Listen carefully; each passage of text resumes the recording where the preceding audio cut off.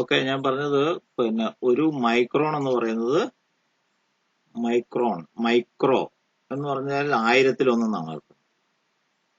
1000, അതായത് ഒരു പിന്നെ മൈക്രോൺ എന്ന് പറഞ്ഞാൽ ഒരു മില്ലിമീറ്ററിന്റെ 1000 എന്ന് പറഞ്ഞാൽ 1/1000.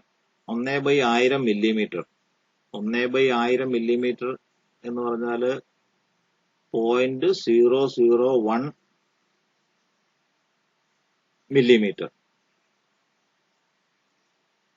അപ്പോ ഒരു മൈക്രോണുള്ള നമ്മള് പിന്നെ നിങ്ങളിപ്പോ പിന്നെ നിങ്ങളുടെ നിത്യജീവിതത്തില് ചിലപ്പം ഗവൺമെന്റ് പറഞ്ഞ 20 മൈക്രോണിൽ കുറഞ്ഞ പ്ലാസ്റ്റിക് സാധനങ്ങൾ നിരോധിച്ചു. ഇപ്പൊ അത് കഴിഞ്ഞ് പിന്നെ 50 മൈക്രോണിൽ കുറഞ്ഞത് നിരോധിച്ചു എന്നൊക്കെ കേട്ടിട്ടില്ലേ? അപ്പൊ ആ 20 മൈക്രോൺ എന്ന് പറഞ്ഞാല് ഒരു മൈക്രോൺ എന്ന് പറഞ്ഞാൽ ഒരു മില്ലിമീറ്ററിന്റെ 1000. അപ്പൊ ഒരു മൈക്രോൺ ഉള്ള പ്ലാസ്റ്റിക് ഷീറ്റ് ആണെങ്കിൽ 1000 ഷീറ്റുകൾ അടുക്കി വെച്ച് കഴിഞ്ഞാൽ ഒരു മില്ലിമീറ്റർ ആവുള്ളൂ. ഒരു മില്ലിമീറ്റർ എന്ന് പറഞ്ഞു കഴിഞ്ഞാൽ സ്കെയിലിൽ നിങ്ങൾ കാണാം ഒരു സെന്റിമീറ്ററിന് ഇടയ്ക്ക് ചെറിയ ചെറിയ വരകൾ. ആ വരകളുടെ ഒരു വര തൊട്ട് അടുത്ത വര വരെയുള്ള ആ ദൂരമാണ് ഒരു മില്ലിമീറ്റർ എന്ന് പറഞ്ഞാൽ. വളരെ ചെറിയൊരു അളവാണ്. സ്കെയില് കണ്ടിട്ടില്ലേ? ഓക്കെ. ആ അപ്പൊ ആ സ്കെയിലില് പിന്നെ ഒരു 2 സെന്റിമീറ്ററിന്റെ ഇടയ്ക്ക് അതിനെ 10 ഭാഗിച്ചിട്ടുണ്ട്. ആ 10 ഭാഗിച്ചതില് ഒരു ഭാഗമാണ് ഒരു മില്ലിമീറ്റർ. അപ്പൊ അതിന്റെ 1000 ഒരു മൈക്രോൺ. അപ്പൊ അത്ര ഒരു മൈക്രോൺ എന്ന് പറഞ്ഞാൽ എത്ര ചെറിയ അളവാണെന്ന് ഉള്ള ഒരു ഐഡിയ നിങ്ങൾക്ക് കിട്ടി. വളരെ നേർത്ത ഒരു ദൂരമാണ്, അല്ലെങ്കിൽ ഒരു ഡിസ്റ്റൻസ് ആണ്, അല്ലെങ്കിൽ നേരത്തെ ഒരു കനമാണ് ഒരു മൈക്രോൺ എന്ന് പറയുന്നത്. അപ്പൊ ഒരു മൈക്രോൺ ഉള്ള 1000 പ്ലാസ്റ്റിക് ഷീറ്റ് അടുക്കി വെച്ചാല് പിന്നെ ഒരു മില്ലിമീറ്റർ കനം വരുള്ളൂ. 20 മൈക്രോൺ ഉള്ളതാണെങ്കിൽ 1000/20 100/2 50 20 മൈക്രോണിന്റെ 50 ഷീറ്റ് അടുക്കി വെച്ച് കഴിഞ്ഞാൽ ഒരു മില്ലിമീറ്റർ ആവുള്ളൂ. ഒരു മില്ലിമീറ്റർ എന്ന് പറഞ്ഞു കഴിഞ്ഞാൽ നമ്മളിങ്ങനെ കൈ 2 വിരൽ ഞാനിങ്ങനെ എടുത്തു കഴിഞ്ഞിട്ടുണ്ട്, അതിന്റെ ഇടയ്ക്കുള്ള ഒരു ഗ്യാപ്പ് അത്രേ ഉള്ളൂ ഒരു മില്ലിമീറ്റർ എന്ന് പറയുന്നത്. അപ്പം നിങ്ങള് 4ാമത്തെ ക്വസ്റ്റ്യനില് ഒരു മൈക്രോൺ 1/1000 മില്ലിമീറ്റർ, 1000 മില്ലിമീറ്റർ. 5ാമത്തെ ക്വസ്റ്റ്യൻ തെറ്റിച്ചതിനൊക്കെ നിങ്ങൾക്ക് നല്ല അടി തരുവാ വേണ്ടത്. ഒരു മീറ്റർ എത്ര സെന്റിമീറ്റർ ആണ്? നിങ്ങൾ തുണി മേടിക്കാനൊന്നും കടയിൽ പോയിട്ടില്ലേ?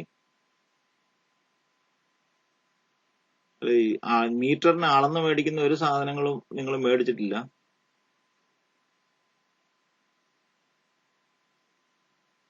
ഒന്നര മീറ്റർ എന്ന് പറഞ്ഞാൽ എത്രയാ? ഒരു മീറ്റർ 50 സെന്റിമീറ്റർ. ഒരു മീറ്റർ എന്ന് പറഞ്ഞാൽ 100 സെന്റിമീറ്റർ ആണ്. ഇനി എപ്പോഴേലും കടയിലോ പിന്നെ ഷോപ്പിലോ എന്തെങ്കിലും പോകുമ്പോൾ ഒരു മീറ്റർ സ്കെയിൽ എടുത്ത് നോക്കുക, അതിൻ്റെ അകത്ത് എത്ര സെന്റിമീറ്റർ ഉണ്ടെന്ന് നോക്കുക. അത് സാധാരണ നിങ്ങളുടെ പിന്നെ ചെറിയ സ്കെയിൽ എന്ന് പറഞ്ഞാൽ 15 സെന്റിമീറ്റർ ആണ്. ഇൻസ്ട്രുമെന്റ് ബോക്സിന്റെ അകത്തുള്ള ഒരു സ്കെയിൽ 15 സെന്റിമീറ്റർ ആണ്. അപ്പം പിന്നെ അതുപോലത്തെ 100 സെന്റിമീറ്റർ കൂടുന്നതാണ് ഒരു മീറ്റർ. ഓക്കെ, 1.5 മീറ്റർ എന്ന് പറഞ്ഞാൽ ഒരു മീറ്റർ 50 സെന്റിമീറ്റർ. അത് സാധാരണ നമ്മള് പറയുന്നതല്ലേ. പിന്നെ 1.50 വേണം, അല്ലെങ്കിൽ 1.80 വേണം, അല്ലെങ്കിൽ 1 മീറ്റർ 80 ഷർട്ടിന്റെ തുണി 2 മീറ്റർ 20 സെന്റിമീറ്റർ വേണമെന്നൊക്കെ പറയല്ലേ.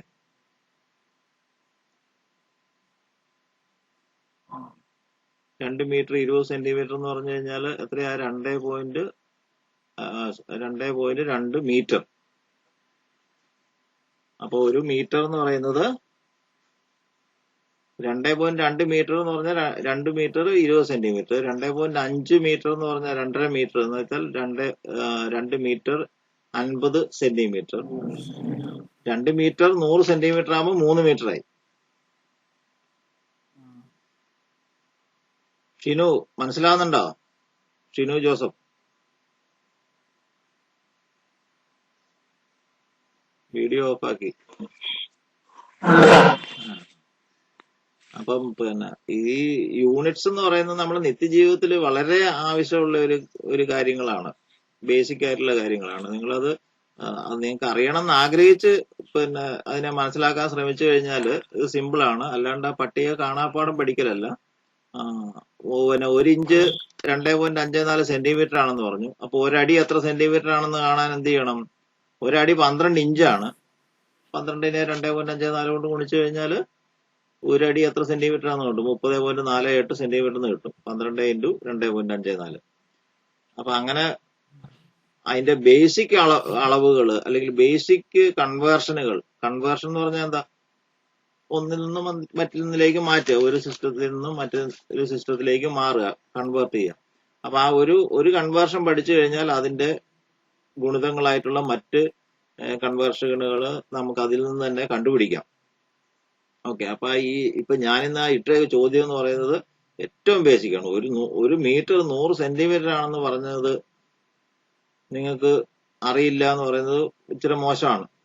ഓക്കെ. ഒരു മീറ്റർ 100 സെന്റിമീറ്റർ ആരും മറക്കരുത് കേട്ടോ.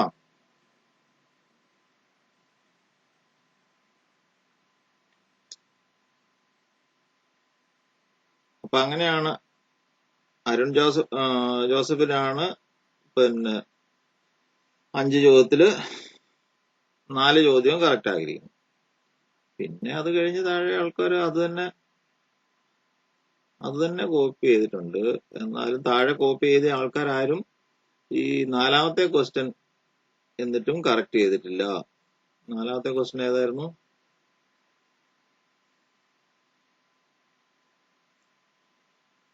വൺ മൈക്രോൺ എത്ര മില്ലിമീറ്റർ? അത് മാത്രമേ നിങ്ങൾക്ക് വേണമെങ്കിൽ നിങ്ങൾക്ക് അറിയത്തില്ലാത്ത ഒരു കാര്യമുള്ളൂ, അല്ലെങ്കിൽ നിങ്ങൾ ആ PDF നോക്കിയിട്ട് ചെയ്യേണ്ട ഒരു കാര്യമുള്ളൂ. 1ാമത്തെ പാഠത്തിന്റെ കംപ്ലീറ്റ് PDF നോട്ട് ഞാൻ വാട്സാപ്പ് ഗ്രൂപ്പിൽ മുകളിൽ ഇട്ടിട്ടുണ്ട്. അത് ഇന്ന് വന്ന ആള്, പുതിയതായിട്ട് ജോയിൻ ചെയ്ത ആൾക്ക് ഞാനത് പ്രത്യേകമായിട്ട് പേഴ്സണലായിട്ട് അയച്ചു കൊടുത്തിട്ടുണ്ട്. അപ്പൊ അത് നോക്കിയിട്ടാണ്, ആ പാഠത്തിനെ അടിസ്ഥാനമാക്കിയാണ് നമ്മുടെ ക്ലാസ് പോവുക. ഓക്കെ.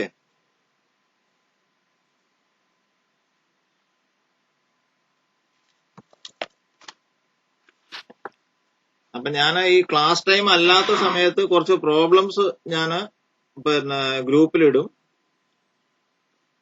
നിങ്ങളത് അടുത്ത ക്ലാസ് വരെയുള്ള സമയം 24 മണിക്കൂർ ഉണ്ടല്ലോ, അതിനുള്ളിൽ എപ്പോഴേലും നിങ്ങൾക്ക് സമയം കിട്ടുന്ന പോലെ നിങ്ങൾ ചെയ്ത് തരിക കേട്ടോ.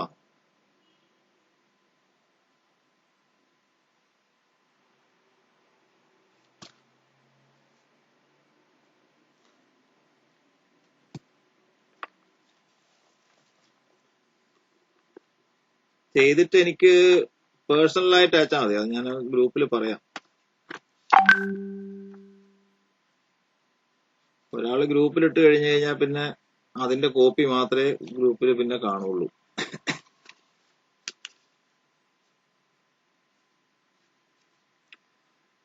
അപ്പൊ ഈ പിന്നെ ചാപ്റ്റർ ഒന്നും ഇങ്ങനെ ഒത്തിരി വലിച്ചു നീട്ടി പോകേണ്ട കാര്യമല്ല. കാരണം കൺവേർഷൻ ടേബിൾ ആണ്, അത് നോക്കി മനസ്സിലാക്കേണ്ടതാണ്. പിന്നെ ഇത് വായിച്ചാൽ നിങ്ങൾക്ക് മനസ്സിലാകുന്ന കാര്യമേ ഉള്ളൂ. അപ്പൊ അടുത്ത ദിവസത്തെ ടോപ്പിക് എന്ന് പറയുന്നത് ലെങ്തിന്റെ കൺവേർഷൻ നമ്മൾ കഴിഞ്ഞു. അതിൻ്റെ അകത്തുള്ള പ്രോബ്ലംസ് നമ്മളൊരു 8 എണ്ണം ഞാൻ വീഡിയോ ആയിട്ട് ഇട്ടിട്ടുണ്ട്. ആ വീഡിയോ പിന്നെ വാട്സാപ്പിൽ പിന്നെ അതിന്റെ സ്പേസ് തികയാതെ കൊണ്ട് ഡിലീറ്റ് ആയി പോവുകയൊക്കെ ചെയ്തിട്ടുണ്ടെങ്കിൽ മേരിഗിരി IT എന്നുള്ള നമ്മുടെ യൂട്യൂബ് ചാനലിൽ അത് ആ വീഡിയോ കംപ്ലീറ്റ് ആയിട്ട് പിന്നെ കൂട്ടി യോജിപ്പിച്ചിട്ട് അതിന്റെ ലിങ്കും ഞാൻ മുകളിൽ ഇട്ടിട്ടുണ്ട്. അത് കണ്ടായിരുന്നല്ലോ. അപ്പൊ പിന്നെ നിങ്ങൾ യൂട്യൂബ് ചാനലിൽ പോയിട്ട് നിങ്ങൾ അതിന്റെ അകത്ത് കമന്റ് ചെയ്യുവോ, വാട്സാപ്പിൽ കമന്റ് ചെയ്തോ, എന്ത് ചെയ്താലും മതി. എന്തെങ്കിലും സംശയം ഉണ്ടെങ്കിൽ പിന്നെ ഈ ഓൺലൈൻ ക്ലാസിന്റെ ഒരു പ്രത്യേകത എന്ന് പറയുന്നത് നിങ്ങൾക്ക് ആവശ്യം ഉണ്ടെങ്കിൽ ഉള്ള കാര്യങ്ങളേ നടക്കുള്ളൂ. ഞാനിങ്ങനെ പിന്നെ നമ്മൾ ഇന്ററാക്റ്റീവ് ക്ലാസ് നേരിട്ടുള്ള ക്ലാസ് ആണെങ്കിൽ പിന്നെ ഒരാളോട് പിടിച്ചു നിർത്തി ചോദിക്കാം, നിന്നോട് മറുപടി പറയാൻ നിർബന്ധിക്കാം. പക്ഷെ ഇത് നിങ്ങൾക്ക് ആവശ്യം ഉണ്ടെങ്കിൽ മാത്രമേ ഇത് എഫക്റ്റീവ് ആവുള്ളൂ. ഞാനിപ്പോ എന്തെങ്കിലും പറഞ്ഞുകൊണ്ടിരുന്നു, ലെക്ചർ ക്ലാസ് നിങ്ങൾ എല്ലാവരും മിണ്ടാതിരിക്കുന്നു, ഓക്കെ മ്യൂട്ടായിരിക്കുന്നു. നിങ്ങളവിടെ മിണ്ടാതല്ല അവിടെ ഇരിക്കുന്നത്, അവിടെ ഒച്ചപ്പാടും ബഹളവും ഒക്കെ കാണും. പക്ഷെ നിങ്ങൾ മ്യൂട്ടാക്കിയത് കൊണ്ട് ഞാനിവിടെ ആരും കേൾക്കുന്നില്ല, ഞാനൊന്നും കേൾക്കുന്നില്ല. അപ്പൊ ഈ പിന്നെ ക്ലാസ്സുകള് പരമാവധി നഷ്ടപ്പെടാതെ ഞാൻ പിന്നെ ഗ്രൂപ്പിൽ, വാട്സാപ്പ് ഗ്രൂപ്പിൽ ഇട്ട സാധനങ്ങൾ പിന്നെ യൂട്യൂബിലും ഉണ്ട്. ഒരിക്കലും നമുക്ക് നഷ്ടപ്പെടില്ല, വീണ്ടും വീണ്ടും നിങ്ങൾക്ക് കാണാം. പക്ഷെ അത് അതിനെപ്പറ്റി എന്തെങ്കിലും സംശയം ഉണ്ടെങ്കിൽ നിങ്ങൾ ചോദിക്കണം. അവിടെ കമന്റ് ചെയ്താലും ഞാൻ റിപ്ലൈ ചെയ്ത് തരും. ഓക്കെ. അപ്പൊ അവിടെ കമന്റ് ചെയ്താലും തരും, വാട്സാപ്പ് ഗ്രൂപ്പിൽ കമന്റ് ചെയ്ത് കഴിഞ്ഞാലും ഏത് സമയമാണെങ്കിലും ഞാൻ റിപ്ലൈ തരും. പക്ഷെ നിങ്ങൾ ചോദിച്ചില്ലെങ്കിൽ ഞാൻ നിങ്ങൾക്ക് എല്ലാം മനസ്സിലായി എന്ന് വിചാരിച്ച് നമ്മൾ അടുത്ത ഭാഗത്തേക്ക് കടക്കും.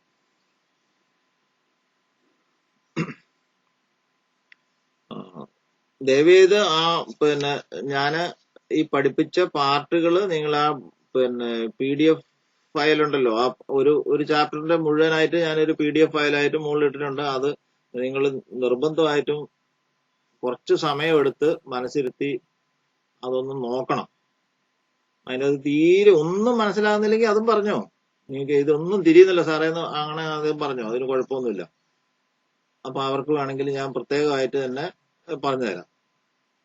ഓക്കെ. കാരണം ഈ അടിസ്ഥാന കാര്യങ്ങൾ നമ്മൾ ആദ്യം പഠിച്ചു പോയില്ലെങ്കിൽ പിന്നെ ബുദ്ധിമുട്ടായിരിക്കും.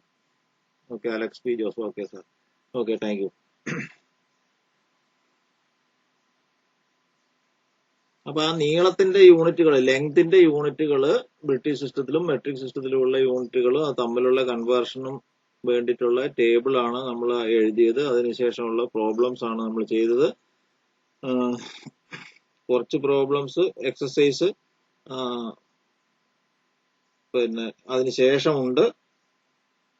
എല്ലാം നിങ്ങൾക്ക് ചെയ്ത് നോക്കാം.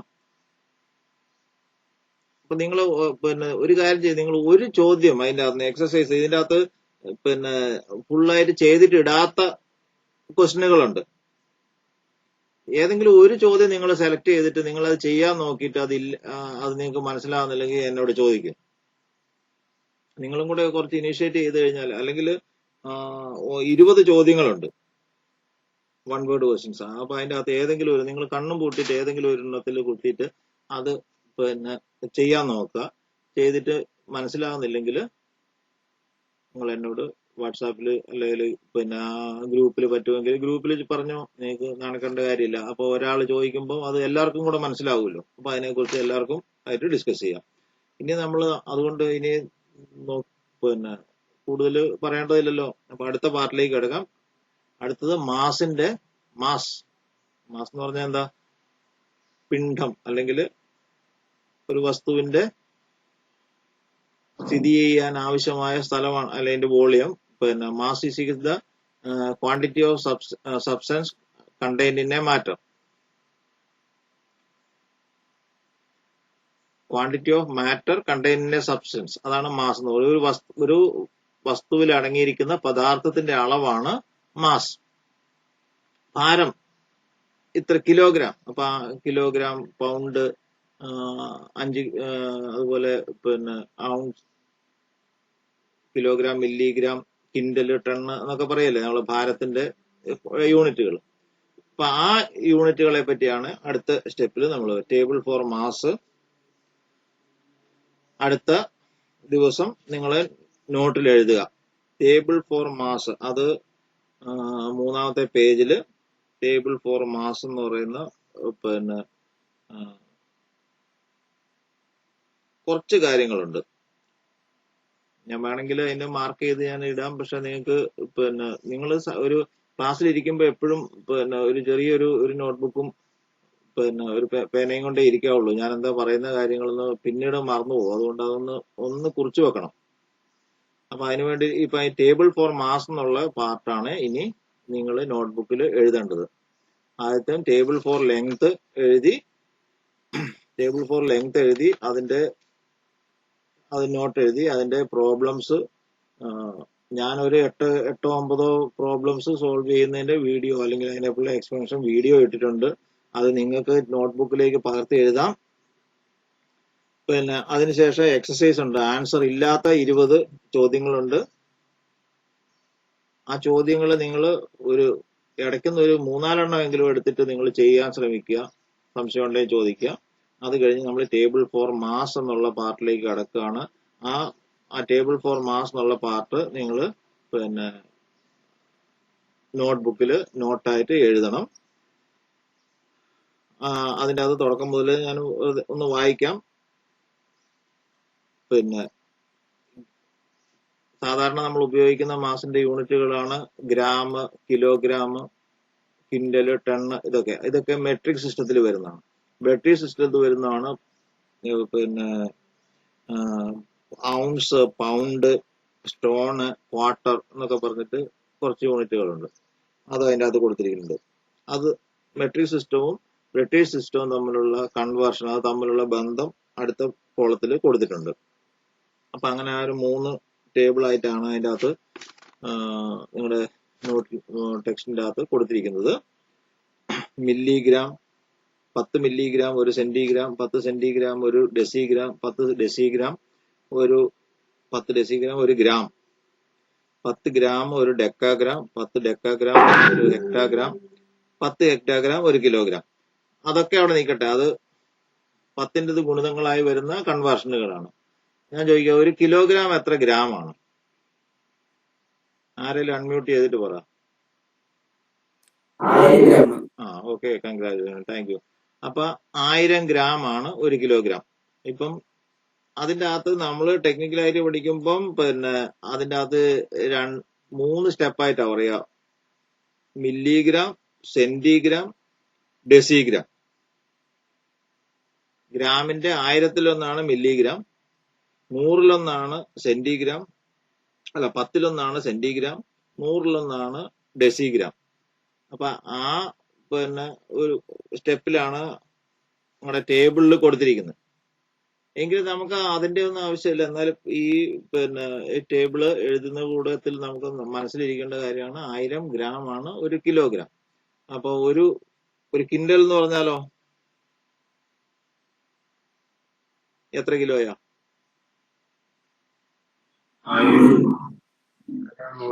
1000 കിലോയാണോ ഒരു കിൻഡല്? 100 കിലോ. 1000 കിലോ എന്ന് പറയുന്നത് ഒരു ടണ്ണാണ്. ഓക്കെ, 10 കിൻഡലാണ് ഒരു ടൺ എന്ന് പറയുന്നത്. 1000 കിലോയാണ് ഒരു ടണ്ണ്, 100 കിലോയാണ് ഒരു ക്വിന്റൽ. അതൊക്കെ ഇത്രയൊക്കെ ഉള്ളൂ അതിൻ്റെ അകത്ത്. ഈ ടണ്ണിന് പിന്നെ ഇതുവരെ നിങ്ങൾക്ക് അറിയത്തില്ലാത്ത ഒരു കാര്യം എന്നാന്ന് ചോദിച്ചു കഴിഞ്ഞാല്, ടൺ 2 തരം ടണ്ണുണ്ട്. മെട്രിക് ടണ്ണും ബ്രിട്ടീഷ് ടണ്ണും. മെട്രിക് സിസ്റ്റത്തിലും ടണ്ണുണ്ട്, ബ്രിട്ടീഷ് സിസ്റ്റത്തിലും ടണ്ണുണ്ട്. അപ്പൊ ഈ ടൺ എന്ന് പറയുന്നത് TON ടൺ ആണ്. മെട്രിക് സിസ്റ്റത്തിലുള്ള ടണ്ണിന് നമ്മൾ ഇംഗ്ലീഷിൽ എഴുതുന്ന സ്പെല്ലിങ് TON ടൺ. 1000 കിലോ ഒരു ടൺ, അല്ലെങ്കിൽ 10 കിൻഡൽ ഒരു ടൺ. പക്ഷെ ബ്രിട്ടീഷ് സിസ്റ്റത്തിലുള്ള ടൺ എന്ന് പറയുന്നത് അത് എഴുതുന്നത് TONNE എന്നാണ്. ടണ്ണെന്ന് തന്നെയാ വായിക്കുക. പക്ഷെ നിങ്ങൾക്ക് വേണമെങ്കിൽ അത് മനസ്സിലാക്കാൻ ടണീന്ന് വേണേ വായിക്കാം. പക്ഷെ ടണ്ണെന്ന് തന്നെയാണ് വായിക്കുന്നത്. അത് 1016 കിലോഗ്രാം ആണ്. ബ്രിട്ടീഷ് ടണ്ണ് എത്ര കിലോഗ്രാം ആണ്? 1016 കിലോഗ്രാം.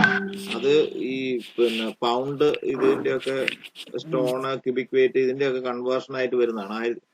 ബ്രിട്ടീഷ് ടണ്ണ് പിന്നെ എമൗണ്ട് വ്യത്യാസമുണ്ട്.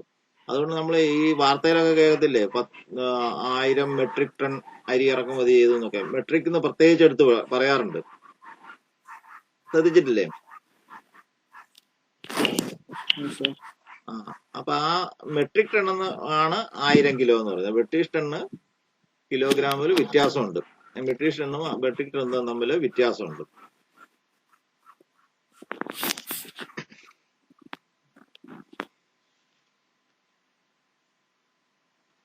അതുപോലെ ബ്രിട്ടീഷ് സിസ്റ്റത്തിലെ മാസിന്റെ യൂണിറ്റുകളാണ് dram, ounce, pound, stone, quarter, cubic weight, CWT എന്ന് ഷോർട്ട് ഫോമിൽ പറയും.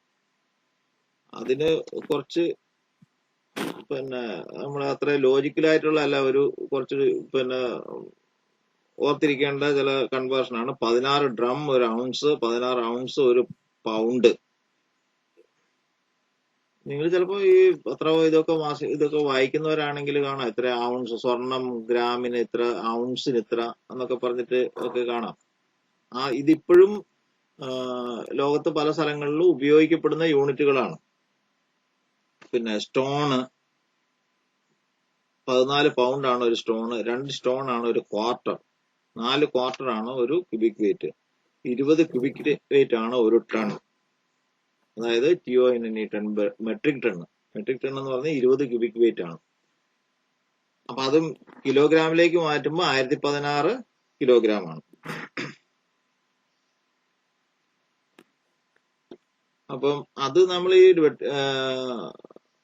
ബ്രിട്ടീഷ് സിസ്റ്റത്തിലെ ഭാരത്തിന്റെ യൂണിറ്റുകൾ കാര്യമായിട്ട് അധികം നമ്മൾ ഉപയോഗിക്കാറുള്ളതല്ല. നമ്മുടെ ജീവിതത്തിൽ അത്ര അധികം ആവശ്യം വരുന്ന സംഗതികളല്ല. എങ്കിൽ പോലും ഞാൻ പറഞ്ഞതേ ഉള്ളൂ, നമ്മളത് പഠിച്ചിരിക്കണം. പൗണ്ട്, ഔൺസ് ഇതൊക്കെ തമ്മിലുള്ള ബന്ധം. ഇനി ബ്രിട്ടീഷ് സിസ്റ്റത്തിലുള്ള മാസിന്റെ യൂണിറ്റും മെട്രിക് സിസ്റ്റത്തിലുള്ള മാസിന്റെ യൂണിറ്റും തമ്മിലുള്ള കണക്ഷൻ. ഒരു ഔൺസ് എന്ന് പറയുന്നത് 28.35 ഗ്രാം ആണ്. ഒരു പൗണ്ട് എന്ന് പറയുന്നത്, പൗണ്ട് സാധാരണ നമ്മൾ എപ്പോഴും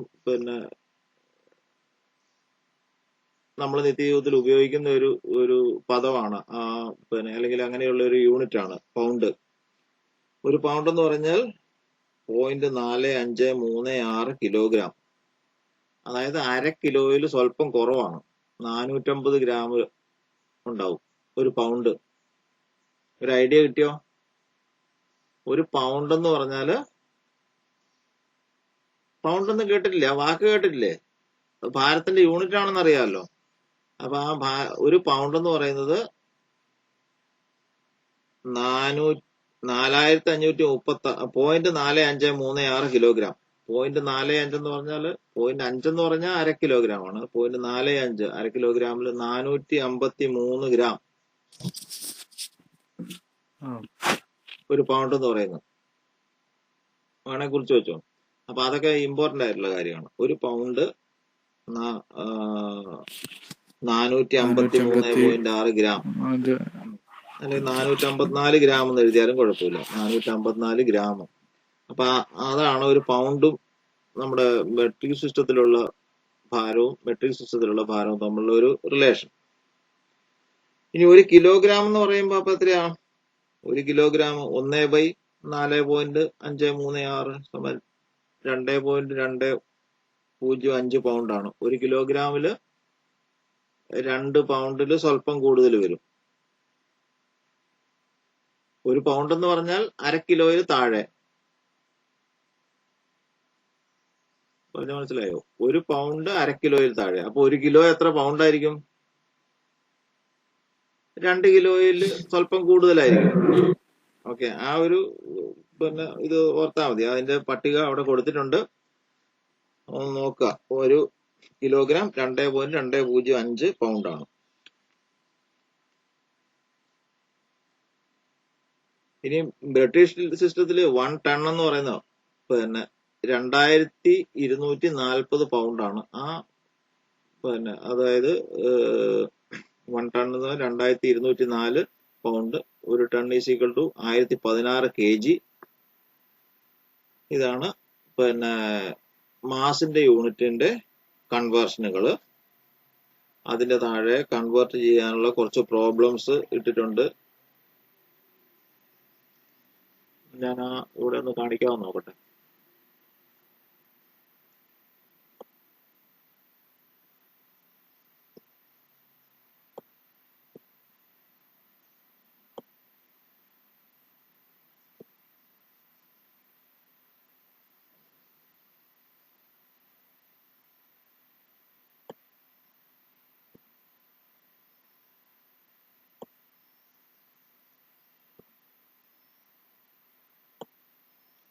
PDF ഫയല് ആരെങ്കിലും ഒന്ന് ഇങ്ങോട്ട് പോയോ? കുറെ മുകളിലാണ്.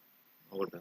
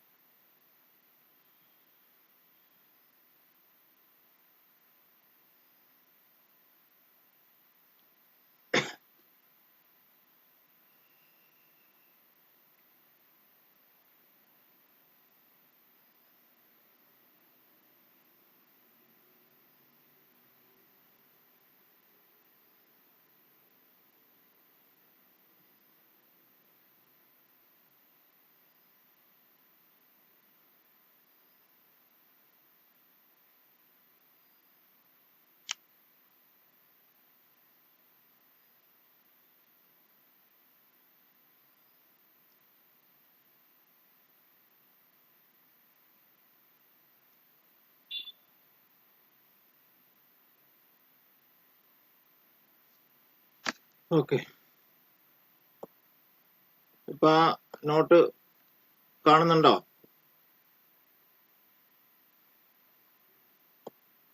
Hello,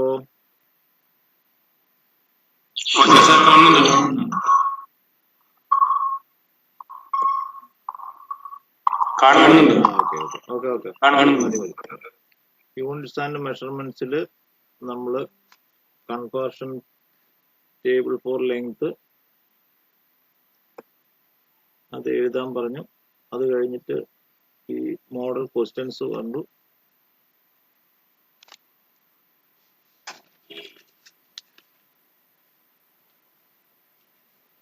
model questions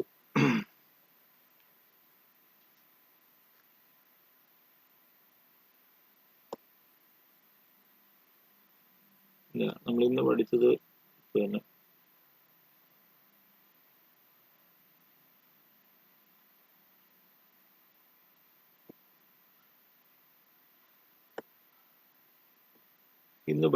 table four mass. അതിന്റെ താഴെ കൊടുത്തിരിക്കുന്ന കാര്യങ്ങൾ ഇത് നിങ്ങളൊരു പട്ടികയായിട്ട് അതുപോലെ തന്നെ വൃത്തിയായിട്ട് നിങ്ങൾ നോട്ട്ബുക്കിൽ എഴുതുക. എവിടം വരെ ഇതുണ്ട്? Conversion table four mass. അതിന്റെ അപ്പുറത്തെ സൈഡിൽ ഇവിടം വരെ 1 cubic weight 1 ton is equal to 0.9842 ton വരെ. അതിനുശേഷമാണ് നമ്മളിപ്പോൾ ചെയ്യേണ്ടത് പിന്നെ പ്രോബ്ലംസ്, മോഡൽ ക്വസ്റ്റ്യൻസ്. 1.325 ഗ്രാം സമയം എത്ര മില്ലിഗ്രാം? 1 ഗ്രാം എന്ന് പറഞ്ഞാൽ 1000 മില്ലിഗ്രാം ആണ്. അപ്പൊ 1.325 ഗ്രാം എത്ര മില്ലിഗ്രാം ആണ്? 1.325 ഇൻറ്റു 1000, 1325. ഞാൻ ഇന്ന് നിങ്ങൾക്ക് ഇട്ട പിന്നെ 5 ചോദ്യം രാവിലെ വെറുതെ ഇട്ടെന്ന് പറഞ്ഞു കഴിഞ്ഞാൽ വളരെ ബേസിക് ആയിട്ടുള്ള കാര്യങ്ങൾ. ഇങ്ങനെ ചെയ്യേണ്ട കണക്കുകളൊന്നും, ക്രിയ ചെയ്യേണ്ട കണക്കുകളൊന്നും ഞാൻ ഇട്ടില്ല. അപ്പൊ അതിൽ കുറച്ചും കൂടെ ടഫായിട്ടുള്ള അല്ലെങ്കിൽ കുറച്ചും കൂടെ അഡ്വാൻസ് ആയിട്ട് അത് കൺവേർട്ട് ചെയ്ത് അല്ലെങ്കിൽ പിന്നെ ക്രിയ ചെയ്യേണ്ട കണക്കുകൾ ആയിരിക്കും നമുക്ക് പരീക്ഷയ്ക്കൊക്കെ വരിക. അപ്പൊ അത് ചെയ്യണം. 1 ഗ്രാം 1000 മില്ലിഗ്രാം ആണ്. അപ്പൊ 1.325 ഗ്രാം എത്രയായിരിക്കും? 1.325നെ 1000 കൊണ്ട് ഗുണിക്കണം. ഒരു പേനയ്ക്ക് 2 രൂപയാണെങ്കിൽ 4 പേനയ്ക്ക് എത്രയായിരിക്കും?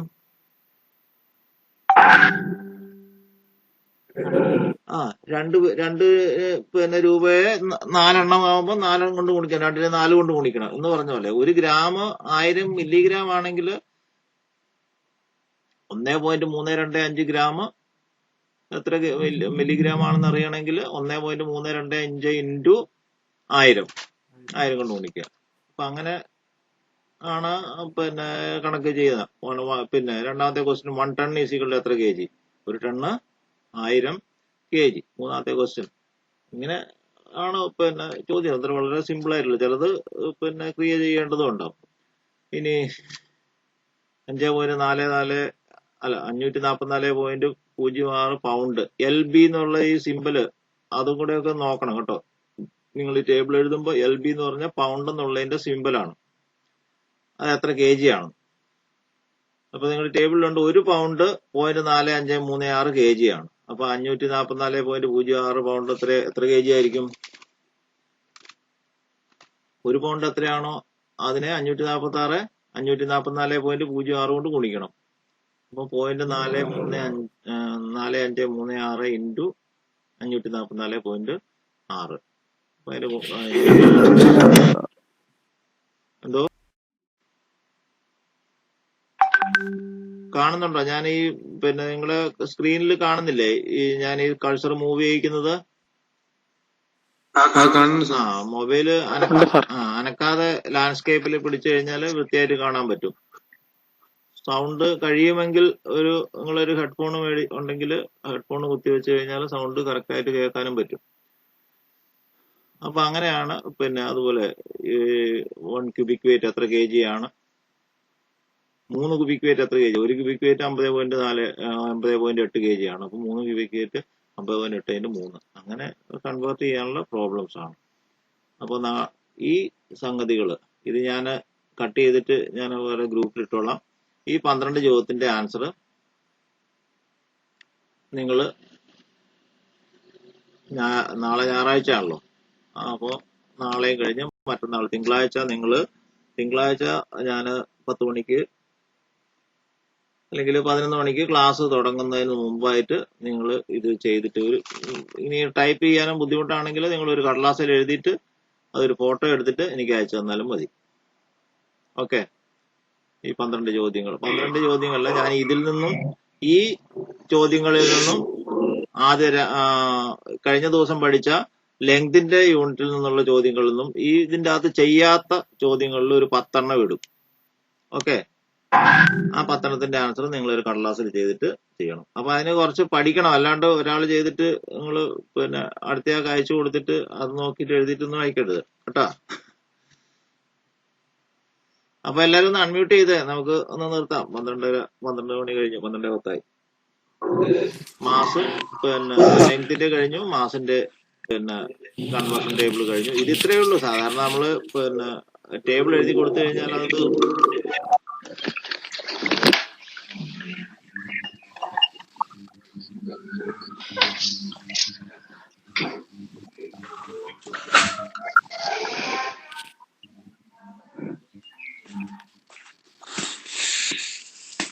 ഇന്ന് 9 പേരേ ഉള്ളൂ. 1 മിനിറ്റ്, ഞാൻ പാർട്ടിസിപ്പൻസ് ഒന്ന് സ്ക്രീൻ എടുത്തിട്ട്.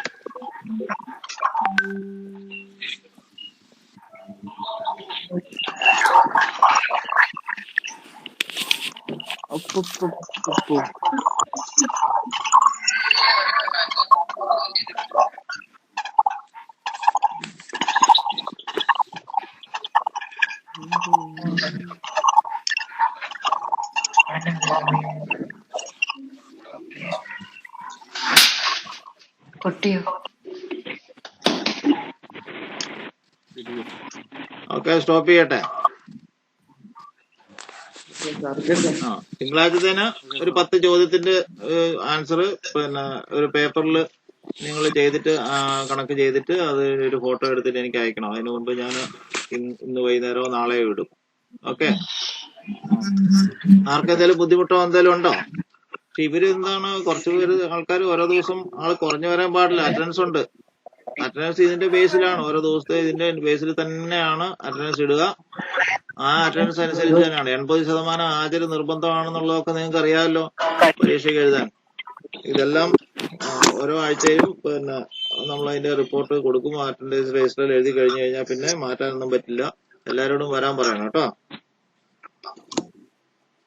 സമയത്തിന് എന്തെങ്കിലും ബുദ്ധിമുട്ടുണ്ടെങ്കിൽ, നിങ്ങൾക്ക് പൊതുവായ എന്തെങ്കിലും പ്രശ്നം ഉണ്ടെങ്കിൽ നമുക്ക് അതിനെപ്പറ്റി ചർച്ച ചെയ്ത് പരിഹരിക്കാം. വേണമെങ്കിൽ വൈകുന്നേരം ആക്കണമല്ലോ, അങ്ങനെ വൈകുന്നേരം ഒന്നും ആക്കണ്ട, രാവിലെ തന്നെ. ഇന്നിപ്പോ ക്ലാസ്, നിങ്ങൾ സ്കൂൾ തുടങ്ങിയല്ലേ ഉള്ളൂ, നിങ്ങളൊരു കോഴ്സിൽ ചേർന്നല്ലേ ഉള്ളൂ. അപ്പോൾ രാവിലെ ഉച്ചവരെയുള്ള സമയം അതിനു വേണ്ടി മാറ്റി വെക്കാം. വേറെ എന്തെങ്കിലും ജോലിക്കോ എന്തെങ്കിലും കാര്യങ്ങൾക്കൊക്കെ പോകുന്നവരൊക്കെ ഉണ്ടെങ്കിൽ അത് പറ. നമുക്ക് അതിന് കൂടുതൽ ആളുകൾ ഉണ്ടെങ്കിൽ നമുക്ക് അതിനനുസരിച്ച് മാറ്റം വരുത്താം. ഓക്കെ.